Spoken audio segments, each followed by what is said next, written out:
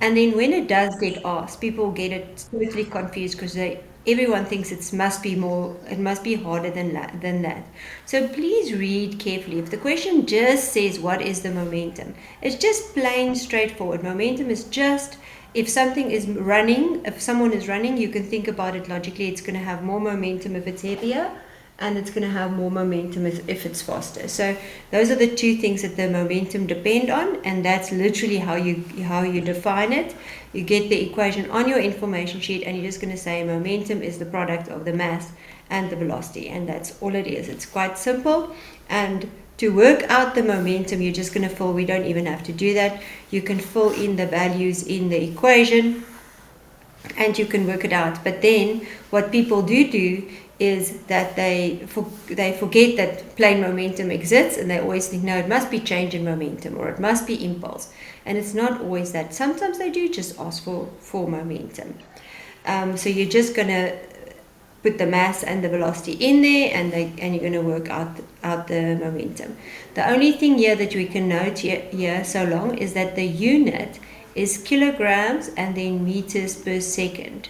They often ask in multiple choice equivalent units. So they would say which of the following will be a unit for force or something like that. And then you need to play with the units a little bit. I'll show you when we get to the impulse and the force equations, what you need to do. So just remember that it is a combined unit because it's combined between mass and velocity. But that is pretty easy, but just read your question nicely. If momentum is asked, just work that out. Then this is where it gets important. Now we can say, okay, we know that Newton's second law is F net equals ma. You've done that one. And then because we know that, we can also say that the acceleration, instead of the acceleration, we can say that that's the change in the velocity over the change in time. And now here is where the impulse thing comes in. So here we can see that this part here is the change in the momentum, because if it's the mass times the change in the velocity, that's going to be the change in our momentum over time. So this becomes the rate. Remember, whenever time is at the bottom, you can say that it's the rate. So it's the rate of the change in momentum, and that is the net force that acts on an object. So this is now where impulse comes in. So impulse, so we can change this equation around, and we can say that delta P is equal to F net delta T. But now this is where is then equal to they've given it a symbol at least. Now we didn't have one. They've given it a symbol now. So, and that is J. But now this is also equal to, and you mustn't forget that this is equal to M delta V. I make my boys write this whole equation on their information sheet as soon as they get their information sheet. So it becomes momentum or impulse is equal to the change in momentum. We know that part. But that is not what defines it. You need to remember that it's the F net delta T part that define it, and then you've got the M delta V. Yeah, so they call it the JAP-FAT math equation. I know it sounds like nothing, but that's what they call it. The JAP-FAT math equation, because this is not on your information sheet altogether. And often they give you one of these things and they ask you for the others, but they don't put it together on the information sheet. So they're on the information sheet, but they're all in bits and pieces. So it's nice if you put them together on your information sheet, because then you can just go, okay, if they give me the mass and they ask me for the change in momentum or the impulse, or they ask me for the change in velocity, then I can work it out. And then often after that, they go and ask you for the net force, or they ask you for the time that the collision takes place in. And then you have it all together and you can just go and refer to them. Yes, I would definitely say do that. What is very, very, very important? Okay, so that's just the definitions. So you know the net force Um, we can then this actually becomes very, very easy.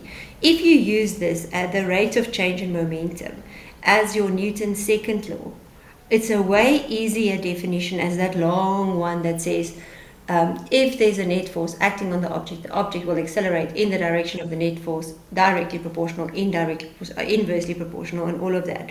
So it's a whole mouthful where you can say for Newton 2, they accept both. If they say state Newton's second law, you can say that just that it's the net force is equal to the rate of change in momentum. So this you can use as Newton's second law. No, you don't have to use the long one. Sorry, I'm sneezing the whole day. I think it's just dry, yeah. Um, Then okay, yeah, so from here, the signs are insanely important in momentum because you're going to get all the values wrong if you don't remember to put the right signs in. Because that's one of those things that they love asking in multiple choices as well. They would have a ball that comes to a wall and they will say that the ball comes at 10 meters per second and the ball leaves at 10 meters per second, and then they'll say what is the change in the momentum of the ball, and then there will be options of 10, it will be 20, it will be 0, and it will be whatever, so minus maybe a minus 20. Okay, then what half the country always does, which one would you just quickly choose if you're looking at them like that? Yeah, that is what half the country does. So actually, 90% of the country will go for C, and it's actually wrong. Okay, so be very careful because what you're thinking is that this is plus 10 and this is minus 10. So they cancel out and they give you a 0, but that is the velocities, it's not the momentum. So be very careful. If they ask you for the impulse or the change in momentum, then you have to go to this equation. So you have to say that my impulse or my change in momentum is equal to m delta v. So let's just say the ball has a mass of 1 kilogram, because that's kind of the values I gave you. Then that is 1. But this then, remember, any change is always final minus initial. So it's always going to be your VF or your F minus U or VI. What you use the U, so that's great. So it's always going to be V minus U. So if we're looking at the final velocity is minus 10 minus the initial velocity, which is plus 10. Can you see what is happening? So this is going to then be minus 10 times by the 1 that gives us a minus 20 kilogram meters per second. And now if you think about it, if this was the wall, the momentum will always point in the direction in which the ball ends up going. So which way does it change to? Which way does it go? It goes away from the wall, and we did say that was negative. So it has to be in the same direction as the force. Okay, that's also one of in the SAGs they say, know that impulse is in the same direction as the net force, and the wall is pushing it to the left, so it's going to move to the left. So be very careful of these. Whenever there's a change in momentum, or whenever there's a change in speed, so a ball comes and it goes in the opposite direction, the impulse and the change in momentum can never, ever, ever be 0 because it's changed its motion, and it will always be bigger than your biggest one of your velocities, always, because it's always going to end up almost adding them together. So please note this. They love putting it in multiple choice because everyone thinks plus 10 minus 10 0.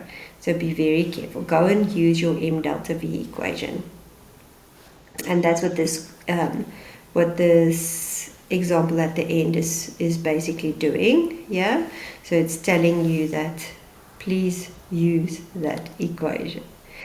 All right, and then this is just impulse again, so the fat part. And yeah, so that's what I wanted to say. So here they asked you to get the impulse, and then the next moment they're asking you for the net force. And that's when it's very nice if you have the Jap fat math equation, because then I don't know why they make A's out of the doubters, but that's what they did. So if you use this equation, then you've already got this, and now they're asking you for the force. So on the information sheet, you won't confuse yourself and go to the wrong equation, because they're asking us for the force, and then you know this is the part. So you can use any part of this equation, you can use together. So because they're all equal to each other. So you can see that's what they did in that example. Okay, so we can try to do an example quick for this, just to make it more clear. This you've done in class now already, right? Okay. You must tell me if I'm going too fast. So this question says a golf club exerts an average force of 4,000 newtons on the ball. So you know, oops, that's not a good choice of color. So you know that this is the F net, because they tell you average force of 4,000 newtons. So you get F net on a ball with mass. So they're giving us 50 grams. As soon as you see grams in physics, it needs to scream at you. Can we use grams? What must I change it to? Okay, so you're going to immediately say that that is 0,005 kilograms, because you get a mark for every conversion, so just do it immediately. Then they say the ball it's in contact with the ball for 0,001 seconds. So this is our t. So as you read your question, just put in the values that they give you, because this section is where people get confused with quantities. And then they say calculate the velocity at which the ball leaves the club. So they're asking you for v. What is u of the ball?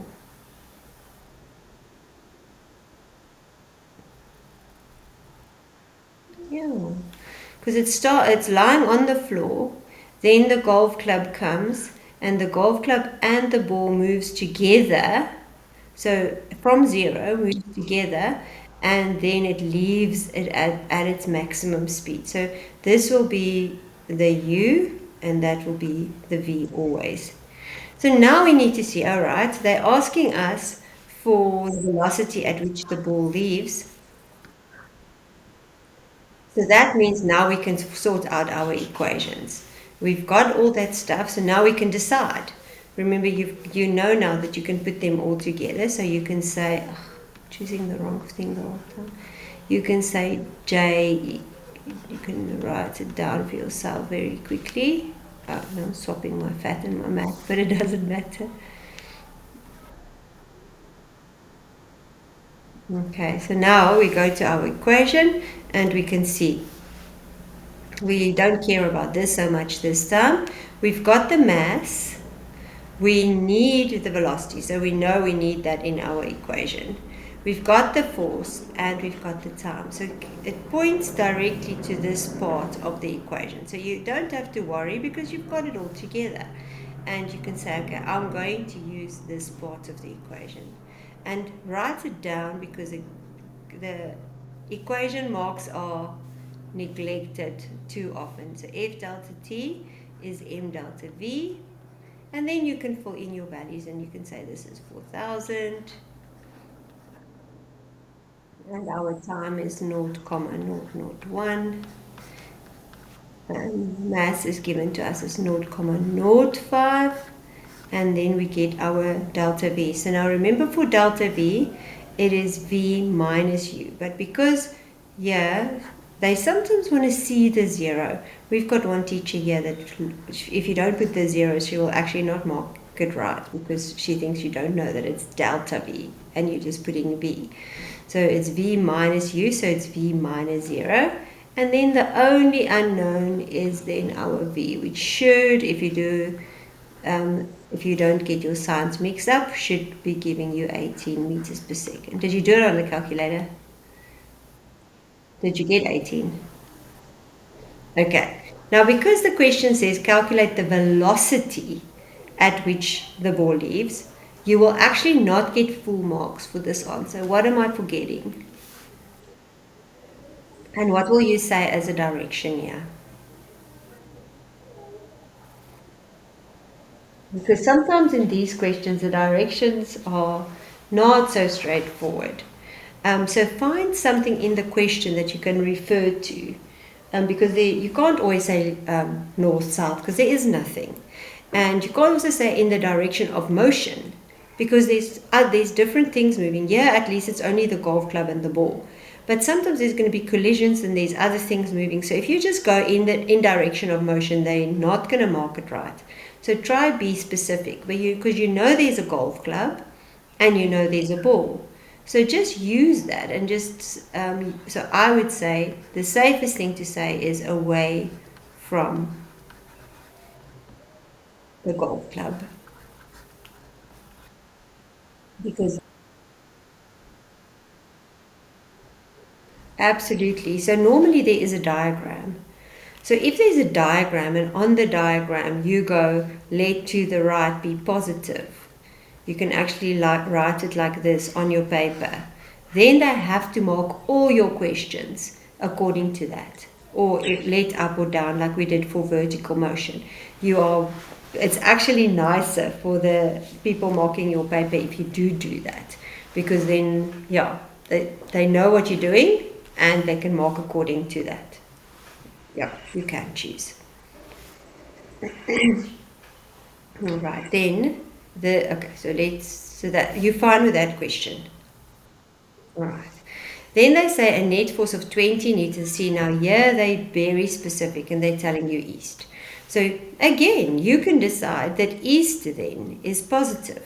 So then everything that will be negative, you're going to have to state. And I'm now, because people leave direction out so often, I'm actually forcing my classes. If they see that east is positive, I'm forcing them to write west is negative. So that as soon as they get a negative answer, they've written it down so that it points your brain towards it if you write it down. Because then anything that's negative, you have to quote as west.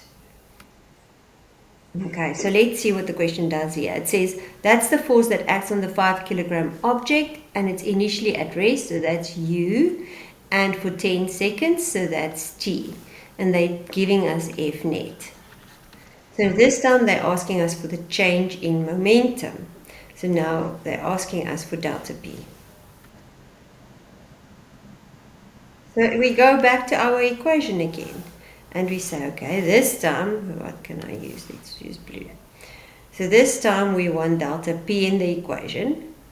We have F net, so we can use and T, so we can use this part of the equation. And that's all I need.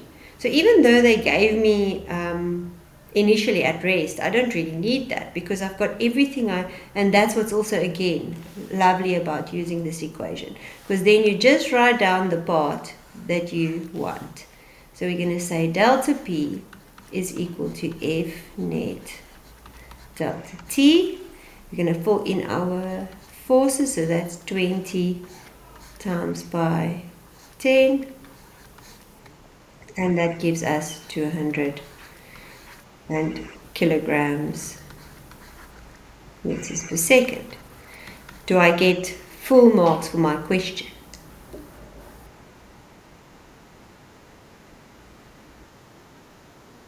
It does. Everything. As soon as it's momentum or change in momentum or impulse, they're all vectors. So absolutely yes, it does.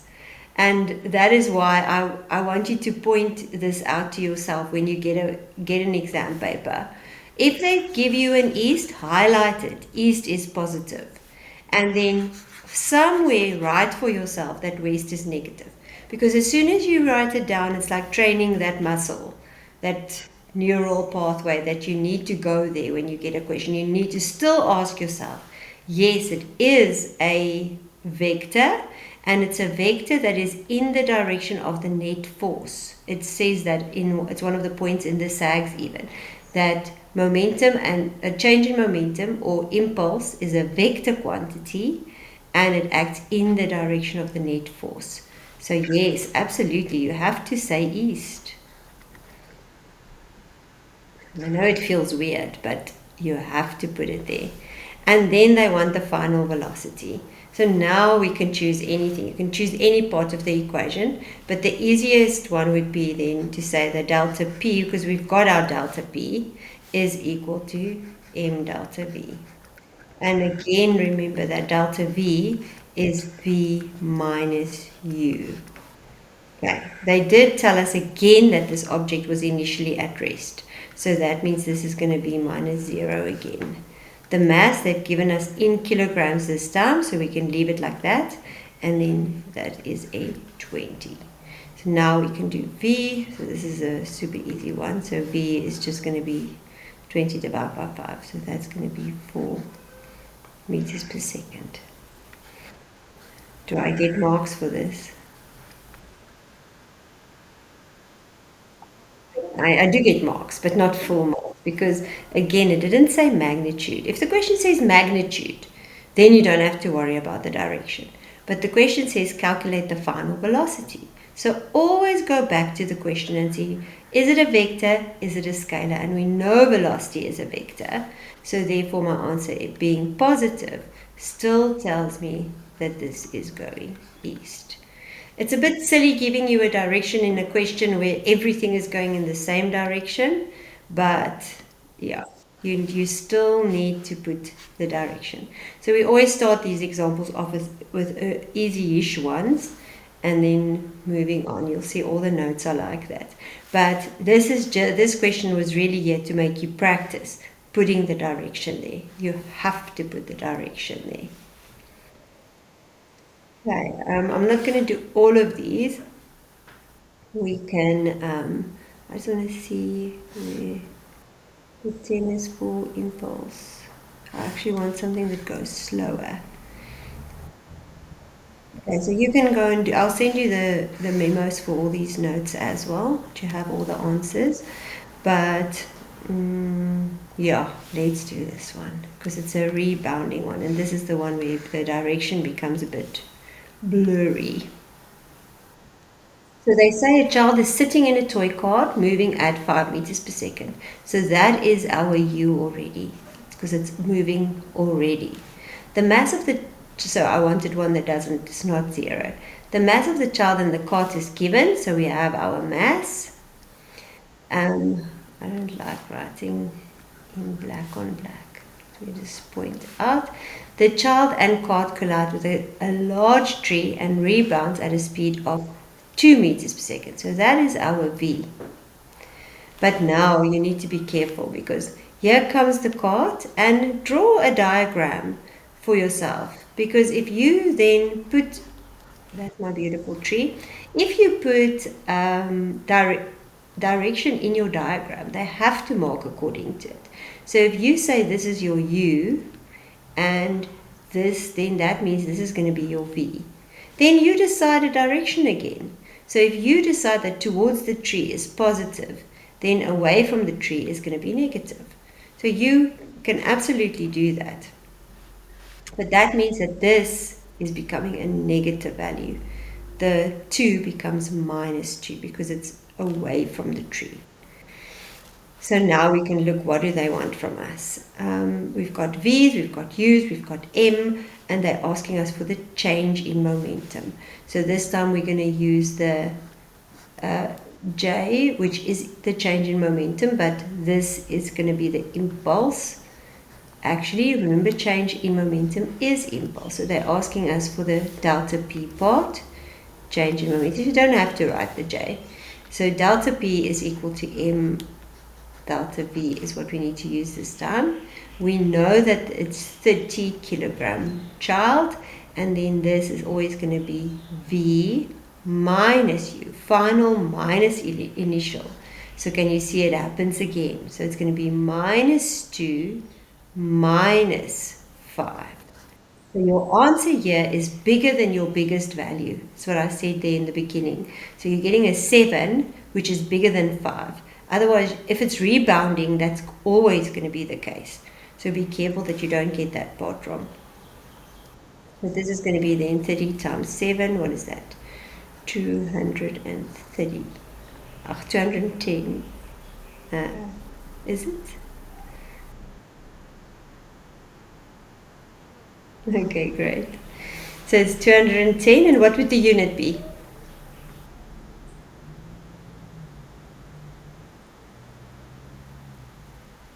Remember, it's yeah, perfect. Kilogram meters per second. Because it's still momentum, it's still change in momentum, and it's still mass and it's still velocity. Now for the second part. Oh, but I'm losing so many marks. I'm actually getting, if this was out of 4, I get only 2 out of 4. Why am I losing marks? Okay, but with the direction, before I get to the direction, I've done something very bad. Does this answer actually give me 210? What does it give me? Yes, please don't do bad maths. If the answer gives you a negative, you have to show that it's a negative. You can't just make it positive and put a direction. Write down your negative answer. They're getting more and more strict about this in marking. If you don't put the negative, they might take a mark off, and that's just bad maths. So you write your negative answer and then you say, you go back to I actually don't even like saying equals, and I always go back to the question and say, okay, what did they actually ask me? So they asked me for delta P, so you're going to say, therefore, delta P is equal to, and you always give your answer, like in the other topics, you always give your answer as a positive, put your unit, that part we at least had right, and then because it was negative, then you so yeah, we decided towards the tree is positive, away from the tree is negative. So what are you going to write for your direction?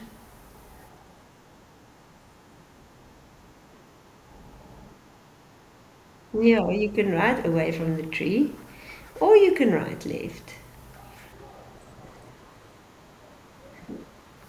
It doesn't matter because we've got a diagram. If you didn't have a diagram, you would have to say away from the tree. But because we have the diagram, you can say left. It's absolutely fine. Then the next part of the question is normally now going to use another part of that equation. So the force exerted by the tree on the cart. So they're asking us for F net. On the cart, if the cart was in contact with the tree for 0.01 seconds. So they're giving me a time. And if you see F net and the time, then you know you're going to use the fat part of the equation. So you're going to say that F delta T is equal to delta P, because we've already got delta P. But now be very careful. This was a negative answer. So when you substitute the answer in a question that follows on a previous one, you need to still put the minus in there. So it's going to be minus 210, because otherwise your direction is going to get all mixed up. So you always, even though you wrote it as, even if the question said magnitude and you write it as a positive answer, you still always need to, when you transfer it, the sign must be transferred with it. So it's going to be minus 210 is equal to F they've given to us, and delta T is 0.01. So that will give you a force of, is it 21000 newtons, I think. I'm doing maths in my head today and it's very fluid. Is it right? Okay, great. But again, I'm not getting all the marks. Why not? It's a negative. So, and then once I get there, I'm still not getting all the marks because I'm not allowed to leave an answer as a negative. You always have to go and interpret what that negative means. So then you're going to say, okay, what did the question actually ask me? The force exerted by the tree on the cart. So F net, oh, it says by the tree on the cart. Okay, so F net is going to then be uh, 21,000 newtons, and it's by the tree on the cart. So which way does the tree push the cart?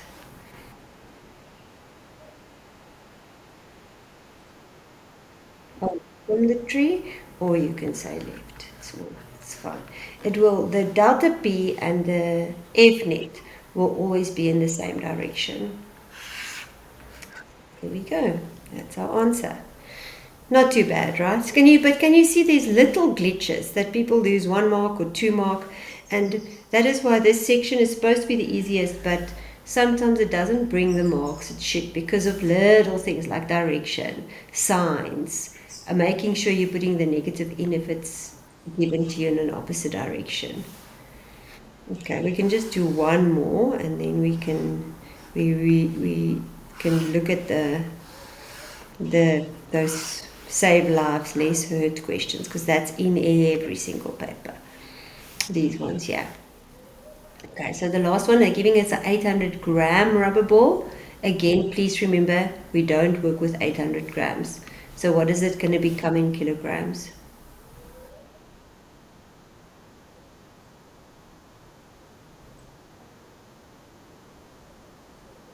Okay, so immediately do that. And we know that is our mass. Is dropped onto the floor. What does this word still mean?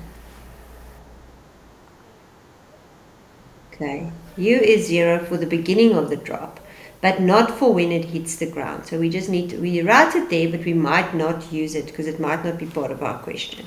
Then it says the speed of the ball just before it hits the ground is 15 meters per second. So now you know it's coming towards the ground, hits the ground at 15 meters per second, and then 10 meters per second just after it leaves the ground. So actually that 0 wasn't part of the question this time because we've got another U. This is our U and this is our V, the 10 meters per second. So now you can decide again. You can decide what you want up and down to be. So what do you want? Which one do you want to be positive? Okay. So write it on your paper. Let up be positive. So that means that means this is going to be positive and this is going to be negative. And then everything that's up is going to be positive and everything that's down is going to be negative. So please, when you get an answer, you need to go back to that where you decided and then put it in your answer. So this question again, they want the change in momentum. So delta P is asked during the collision with the floor. Okay, so now we see again what do we have. They're asking us for delta P. We have M and we've got the U. So we know we're going to use this part of the equation. Delta P is M delta V, which is then going to be M V minus U. Alright, so now we can fill in our values, 0,8. V, be careful now, it's the one that it leaves at. So that's our positive, it's 10. Minus, that's our initial velocity. So it's minus 15. And that makes sense because remember I said to you before that your answer there for your change in velocity is always going to be bigger than your biggest values. So it has to be bigger than 15. So it's going to be 10 minus minus, so it becomes 10 plus 15, which is going to give us a 25 in that bracket. And then you can get your delta P. Can you work it out for us quickly because we need it for the next question?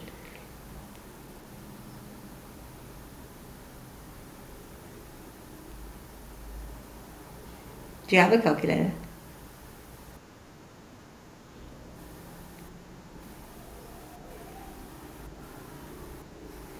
I should have one as well today. Did you work it out? Are you there? Hello? Sorry? Okay, great. 20. And what would the unit be?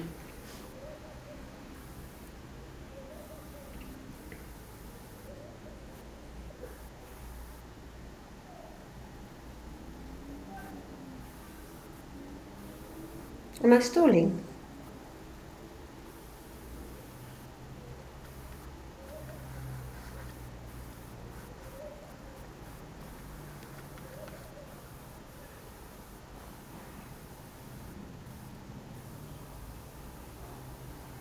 Are you hearing me?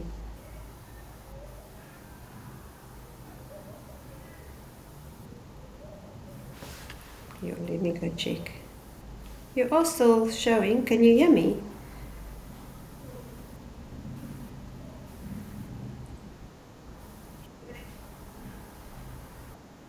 Okay.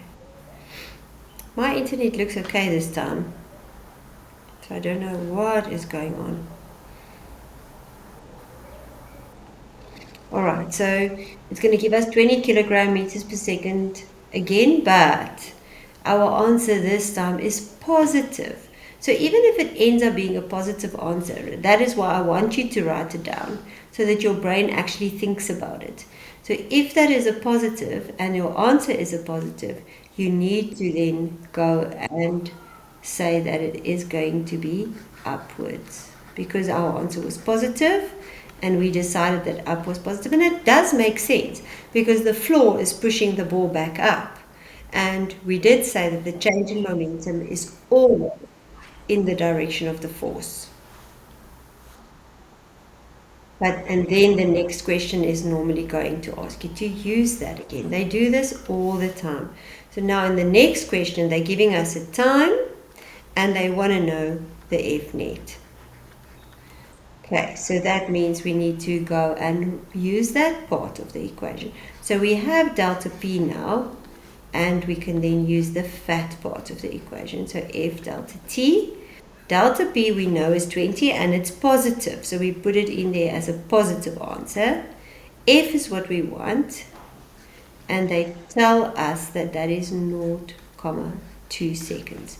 So now I can take my force, I can get my force, and I think that is 100. Am I right? Okay, great. So it's 100 newtons, but again, force is a vector. So because I end up with a positive answer for force, you don't have to write the positive, and that's the one that people normally forget to put the direction. Because that force is positive, you need to remember to say that it is upwards.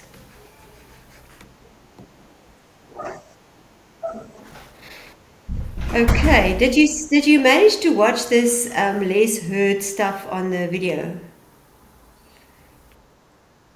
Okay, so they ask that all the time. So once you've worked out something like this now, they can say to you, okay, how can I stop the ball from damaging the floor? Use equations to prove your answer. For any of these questions, here for the ball, they can say, how can I get the ball to leave okay, no, not really here, but if you're looking at the golf ball question, where was that? Yeah. So if you're looking at the golf ball question, how can I get this velocity of my golf ball to be faster? Okay, so all of those always they basically use this equation, the Jab-Fat-Math equation. So, but this part of it, the F delta T equals M delta V part. So now let's just quickly. So I think I've put it in. No, I didn't put it in here. So I'm just gonna clean this up quickly. All right. So there's a few scenarios. And you're either going to want the force to be less, or you're going to want the speed to be more. Those are the two scenarios that you always have, and you need to think which one is which one. So, airbag saving lives, that means it's the force that kills you. So you want F net to be as low as possible. Soft hands to catch the ball, again, you don't want your hands to get hurt. So less hurt is always that we want F net to be as small as possible. And then the follow through questions for sport, that's like the golf club. You want the final velocity to be as high as possible. So those are the only two things they ever want from you. You just need to figure out which one is it. Are we looking at the forces? Do I want the force to be as small as possible? Or am I looking at the velocity? Do I want the velocity to be as big as possible? Those, you'll never want the force, yeah, it won't be the other way around, because you don't want to hurt yourself on purpose. Okay, so this one, how does an airbag save lives, is going to be the hurt one. So you are always then going to write it in this form. You want F net. You want the equation in terms of F net, because you want F net to be as low as possible. So you, even if they don't say use equations, use them, because it makes your explanation very easy. So you're going to say F net is going to be equal to M delta V over delta T. So that comes from the fat math part of the equation. So that you have now. Now, when we look at this, now you need to, please, also another thing that they're getting more and more strict about, and I'm glad they are, you need to mention the constants before you can say that anything is directly proportional. So if you want to say that F net is directly proportional to anything, you need to cancel the constant. So if we're looking at any scenario, so let's say it is the ball on the floor. The mass of the ball is not going to change. So the mass of the ball is going to be a constant. The change in velocity for these scenarios where it's just a random accident or a ball falling on the ground, you can't change delta V. If you're in a car crash, the car is going at a specific velocity. You can't change that after the fact. And you are going to end up standing still. So your V is, you're going to have a U that you can't determine, that you can't manipulate, and you're going to have a V that's going to be 0 after the crash. So you know that delta V is also going to be a constant. So those two things are constant only then. Oh, this is where we can put a graph in. When those two things are constant, then we can say that F net is directly proportional to 1 over delta T. So now, if I do have a graph of that, I'm just going to put it in. So if I plot a graph of F net versus the time, the graph is going to look like this. It's going to be an inverse proportion. So as the time gets longer, the force is actually going to get smaller. And then if you plot a graph of F net, because those things are constant, versus 1 over T, then you will end up with a straight line through the origin, which proves that they are inversely proportional if you get a straight line through the origin. Now, once I have that, I can say, therefore, as the delta T goes up, well, they don't like the arrows anymore. So you have to actually write the words out. I'm not going to do it all the time, but just remember they don't like you putting up and down arrows. You need to actually put the words. So as delta T goes up, it would mean that F net is going to go down and therefore protect the person or whatever. Because the airbag causes the time to increase. because otherwise you'll just hit the dashboard. But the airbag causes the time to increase, which causes the F net to decrease, and it protects the person from getting hurt. Do you understand the follow through with this question? Okay. Another thing that while we have the graph here, once you know that this is a direct proportion, then whatever was the constant in the equation is going to be your gradient. So if I look at this little graph here in the corner, the gradient of this graph must then be equal to m delta v. The constants is always going to be your gradient when you plot your graph, your straight line through the origin. Okay, so that could be actually a graph question. Now, the soft hand bit is exactly the same. So again, soft hands, you don't want to get hurt. So again, you're going to say catching with soft hands is increasing the time. So the same scenario, you're going to use F net again, is directly proportional to 1 over T. So as T goes up, F net will go down. So it's the steps are exactly the same as 3.5.1, because the only thing that was expected of you is to realize that soft hands means you don't want to get hurt. And if you do a whole soft hand catch, you are increasing the time that the ball hits your hand at, and therefore decreasing the force so your hands don't hurt. Then this one is a little bit different. The follow through one is a little bit different, because sports people are following through because they want that ball to leave as fast as possible. So with the follow through, it's always about getting VF, or V in your case, to be as high as possible.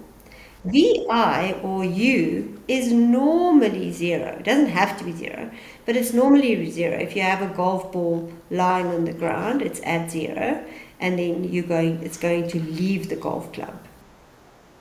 So the initial velocity is generally 0. So now when you're looking at your change in velocity, it's not constant.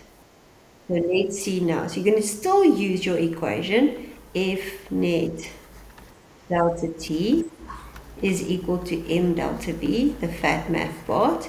But this time, I want it to write it in terms of the velocity. Actually, we could swap that equation around and rather just say m delta v is equal to f delta t. Now I want delta v on its own. Actually, I want vf on its own. But now I know this is v, or v minus u. And u is 0, so that falls away. So this, I can say that v is then equal to f delta t over m. So that's the equation that we're going to then use, especially if u is 0. So now again, we're looking at the constants. Now it's the same person hitting the ball. So that person can't all of a sudden turn into a monster, turn into the Hulk and be very strong. So we're assuming they're hitting at their maximum force all the time. So that means that this F is a constant. And again, the mass of the ball is constant. So this time, the force is not changing, it's staying the same. The mass is staying the same.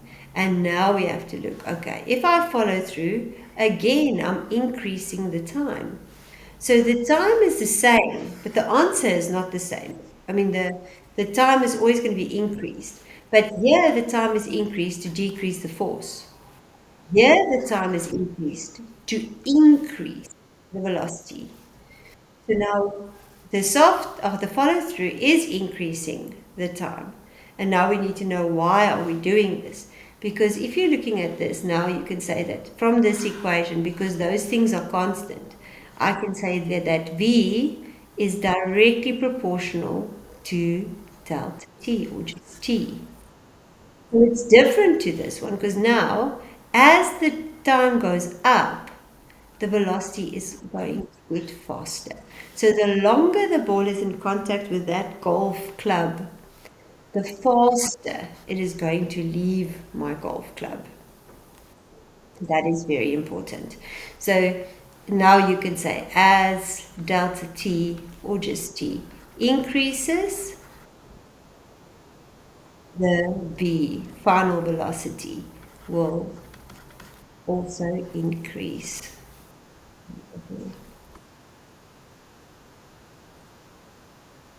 So it means that it leaves the racket or the golf club or the hockey stick or whatever it is that they are using, leave it at a faster speed. Now, if we're looking at this graph, if we are going to plot a final velocity versus delta t graph, um, this time it will be a straight line already. And then the constants is going to be the f and the m. So f over m will be your gradient. Or whatever is constant, and that's another reason to find, sorry, it's another reason to find the constants, because if you're plotting a graph of the variables without the constant, and you get a straight line from the origin, the constants are always going to give you your gradient. Okay, you happy up here? All right. Now for, have you done conservation of momentum already? Okay, so that's only for collisions. Are you still okay to carry on? Do you want to do the extra half an hour? Okay. I'm just going to clean this.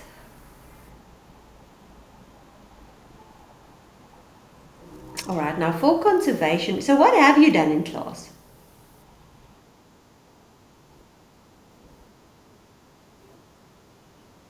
Okay, and you haven't done impulse yet. So why are you spending so long on momentum? Or did you just start? Okay. So for conservation of momentum, this is normally a collision. But there are different scenarios that we'll go through. So sometimes it's not that clear that it is actually conservation of momentum. But where this comes in is actually from Newton's third law. And you know that Newton's third law says this. If A exerts a force on B, then B exerts a force on A. And we know, so you don't ever have to derive the equation, but we can quickly just do it so that it makes sense in your head. So we know that F net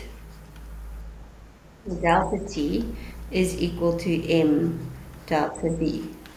So now if we're looking at the change in momentum, we can, so there's the change in momentum. We don't really have to. So delta P is then going to, if the net, let's look at it. If there's a collision, let me just draw a little car. If there's a collision, this car is going this way and it hits another car. So, or it hits anything. It hits a person, or what? Let's not kill a person. Let's just say it hits another car. So this car is standing still. This car comes and it hits the car. That force, remember, a force is always between two objects. So the force of car A on car B is exactly the same as the force of car B on car A. So this F net is the same. But also, this delta T is the same. Because if I'm running into you, I can't touch you for longer than you touch me. The car can't be in contact with that car for longer than the other one is in contact. That just doesn't make any sense. So that is also going to be the same for both objects. So this F net delta T is constant. So that means that M delta V is also going to be a constant for the two objects. And that is what we are using, and that means that it tells you here, you know that is delta p. So they tell you that the total linear momentum of a system remains constant. So what they mean by isolated, please do not say closed. Closed belongs in chemistry. So in chemistry we talk about a closed system. In physics you're never allowed to say a closed system, because we're not putting a lid on the car. Um, it's a nice way to remember it, but also closed system starts with a C, and that belongs in chemistry. So please, never a closed system in physics. What they mean by an isolated system is that the only force that acts is that force between the two of them. There's no friction or any other forces acting. So that's what they mean by isolated, because otherwise momentum will not stay the same, will not be conserved. When we're looking at a system, it's the things involved in the collision, nothing else. All right. So that's, I'm just going to make it bigger. So because we say that the change in momentum stays the same, we know that all the momentum before the collision, whatever happens, must be equal to all the momentum after the collision.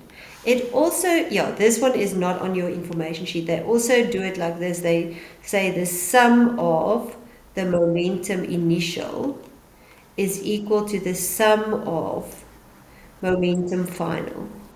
You really don't have to write it like that. You can write it plain and simple. Momentum before equals momentum after.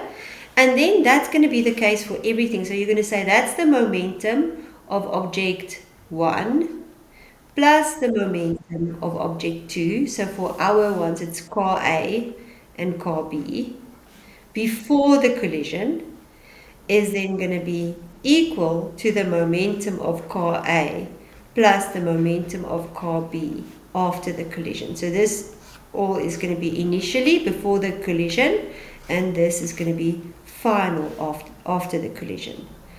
And that's where this big equation comes from. So each momentum, remember, is just mass times velocity. So momentum of car A so it's going to be MA UA, because it's the initial velocity of car A, plus MB VB, because momentum is M times V. And here it's just going to be MA, oh, why am I saying V?